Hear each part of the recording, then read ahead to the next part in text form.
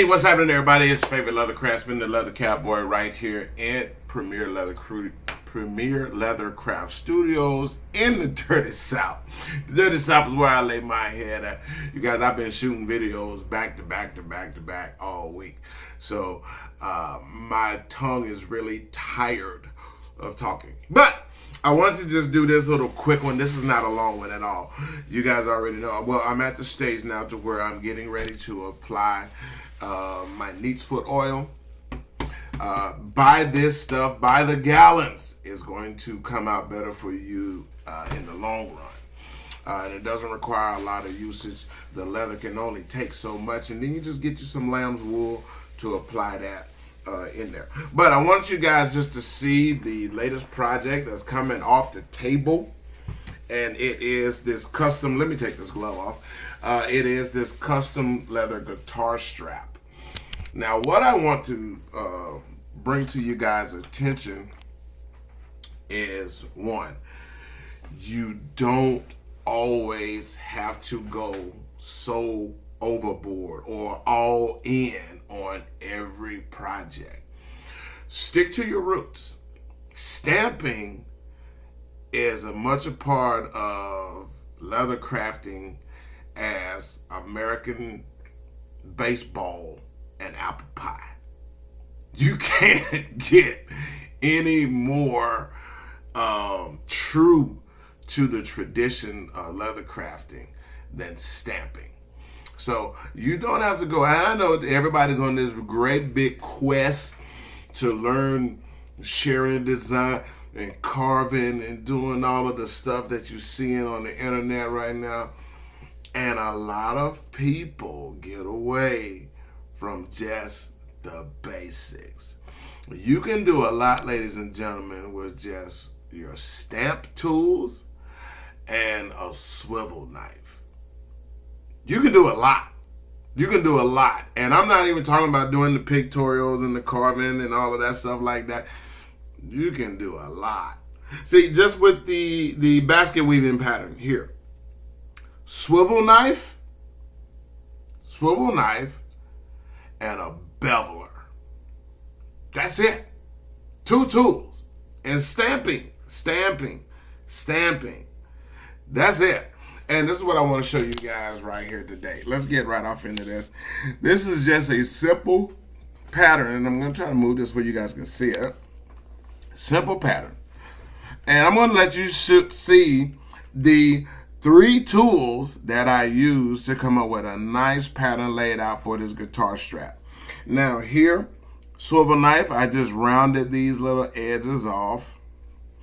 And what I done, I beveled, I took my matted beveler and went around the ends, because in this section here is where I'm going to stamp a customer's name, or whoever wants to come in and purchase this is just going to have their name stamped or carved. I stamp it or carve it depending on what the customer wants.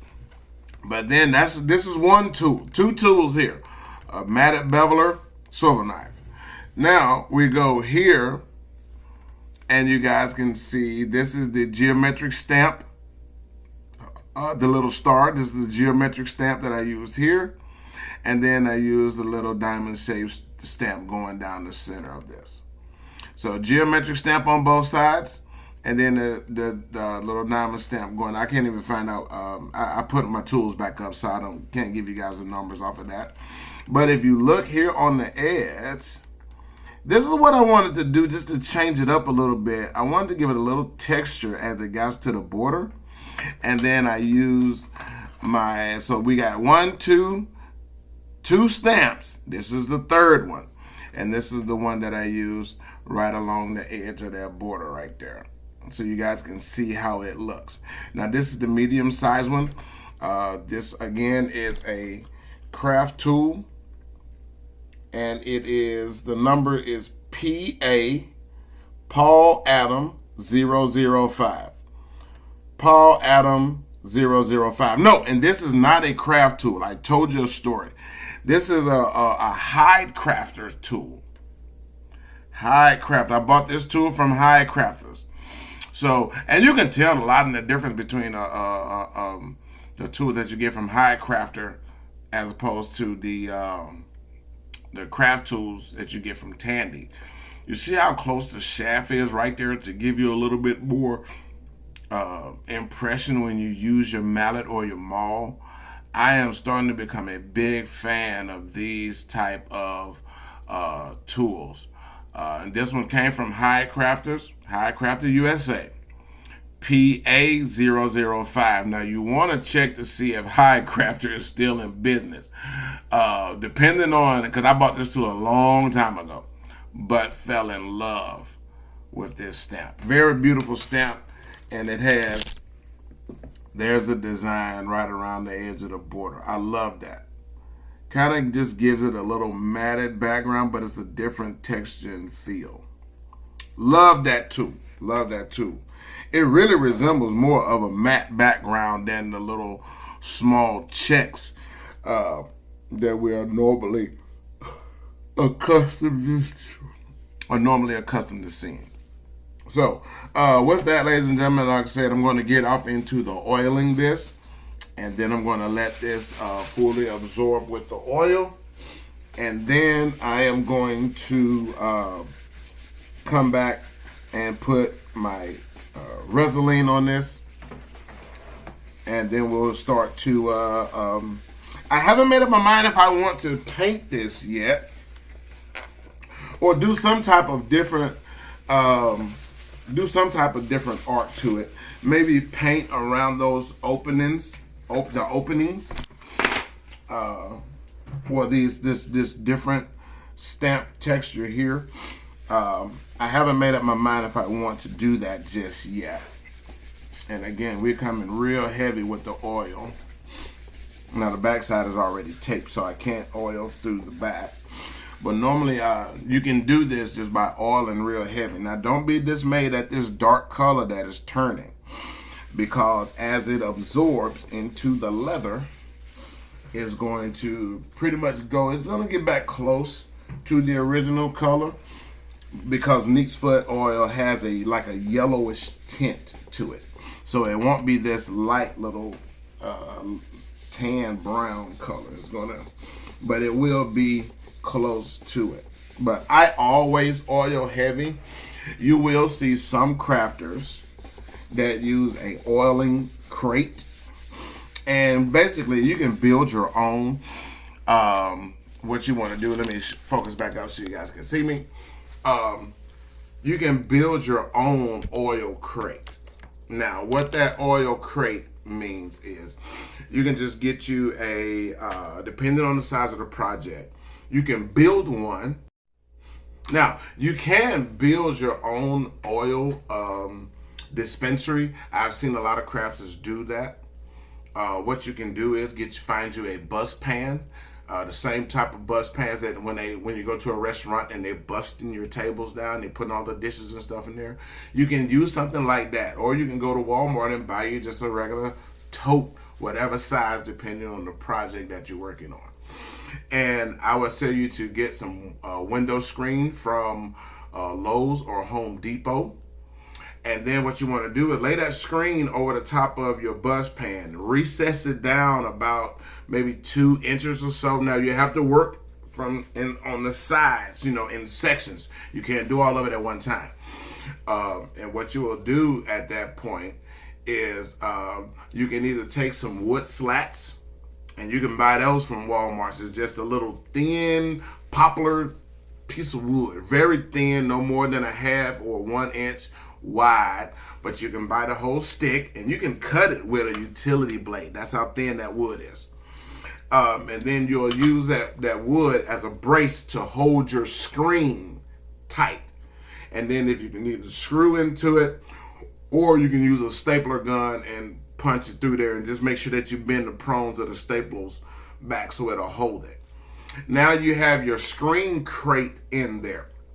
Now I have seen some crafters, they have this, if you guys ever had a parts washer, or if you've ever worked in a machine shop or a mechanic shop where they wash the parts of your car, they pull something off, then they use the kerosene in there. You can use, though, I've seen some that have those type of systems set up, but they buy oil. They buy in the needs for oil by the 5 gallons, or the olive oil by the 5 gallons, and then you can fill the base of that up. And then when you're oiling your projects, you're just using that to soak the oil in there. So it's several different ways to do it. Do whichever way is the most economical for you. Now, I say use a little simple tote. Some people call it flash oiling, to where you'll take this guitar strap and you will just pull the whole strap through the oil, and then you just let it hang up and do naturally. Nothing wrong with that. Again, the leather is only going to pull. The leather is only going to soak up what it's going to soak up. It's not, you can't over oil leather. Now you got to think and keep in mind, it's been dead and separated from the living organism of the cow for a long time, even before you bought it at the store. So it's already been separate from there. So leather is constantly drying out. Constantly drying out. The darker it gets, the more it's drying out. This is why you want to keep oil in it. And even sometimes I supply my customers with a bottle, I'll send them a little 1/2 ounce bottle of neatfoot oil inside of their care package to let them know how to take care of their leather piece. So just wanted to share this guy with you guys. I'm going to get back to work, but just wanted to let you know that you don't have to go what we used to say back in the day. You don't have to go ham on every piece that you make or you create. You don't have to go hard in the paint. I mean, and I understand, you want to showcase your talent and your skill and where you are in this leather industry. But, ladies and gentlemen, leather stamping, is just as true to leather crafting as apple pie and baseball is to America. You can't go wrong. I'm your favorite leather craftsman, R.D. Muhammad, the Leather Cowboy, right here in Premier Leathercraft Studios in the Dirty. I'll see you guys on the other side. Keep crafting.